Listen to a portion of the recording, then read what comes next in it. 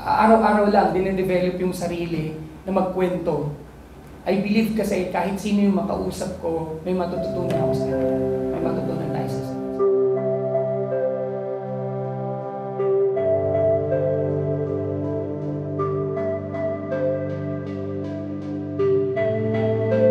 Magandang umaga po sa ating lahat. Currently, we're doing the digital art workshop primarily for logo design at this will be a competition na gagamitin para sa Niling Carabao Festival.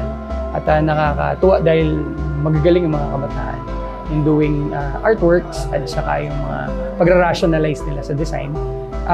Kitang-kita mo na agad na tubong mga pulilan talaga at alam nila yung environment na ginagalawan nila.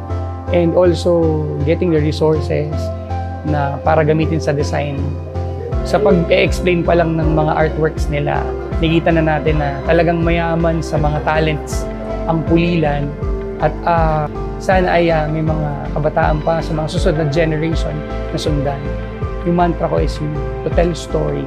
Kahit anong ginagawa mo, kahit nasa environment ka, just tell a story and share the knowledge, the idea, the thoughts to others para yung learning and unlearning process every day is mag-ripple yun, mag-ripple yung idea at yumaman pa yung sining ng paggawa ng mga visuals, videos dito sa bayan ng Pulilan. We're very proud na sobrang daming talents dito sa Pulilan.